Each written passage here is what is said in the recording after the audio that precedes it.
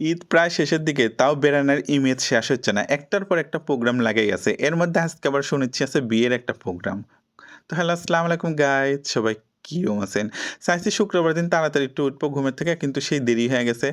তাড়াতাড়ি করে নাস্তা খেয়ে নামাজ পড়তে চলে গেছি গোসল করে। এর মধ্যে বাড়িতে এসে শুনেছি আজকে নাকি একটা বিয়ের প্রোগ্রাম আছে। মানে ঘরোয়াভাবেই হবে আরকি।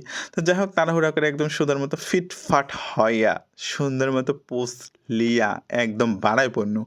এর মধ্যে রিক্সায় উঠছে, চুলের যে একটা হাওয়া দিচ্ছে, উফ!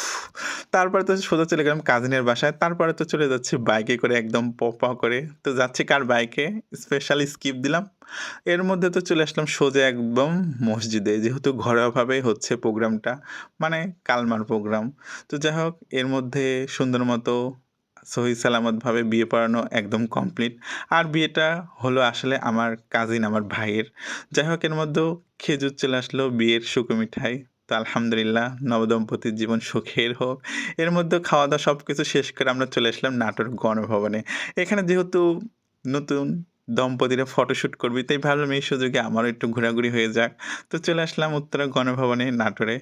তো এদিকে আসার পর সুন্দর মতো একটু পোজ নেওয়ার চেষ্টা করেছি, রিলস বানানোর চেষ্টা করেছি, কিন্তু পারছি না। আসলে আইছি তো নবদম্পতির সাথে। তাদেরকে সময় দেবো না নিজের জন্য একটু টাইম স্পেন্ড করব। তারপরেও সবকিছুর মাঝে একটু নিজেকে সময় দেওয়ার চেষ্টা করিচ্ছি। এর মধ্যে তো আমি তো ভাবলাম একটু পোস্ট দেব, এদিকে ভাবলাম আরে আমি তো একটা সিঙ্গেল, তাহলে কি পোস্ট দিব আর? তো যাই হোক, এর মধ্যে আমার ভাইটা দেখেন ছবি তোলার জন্য আর কোনো জায়গা পায়নি, কোথায় চলে গেছে পোস্ট দিতে। এর মধ্যে তো আমি সুন্দর মতো গণভবনের ভিতর ঘুরে দেখেছি, এন্ট্রি লিচ্ছি।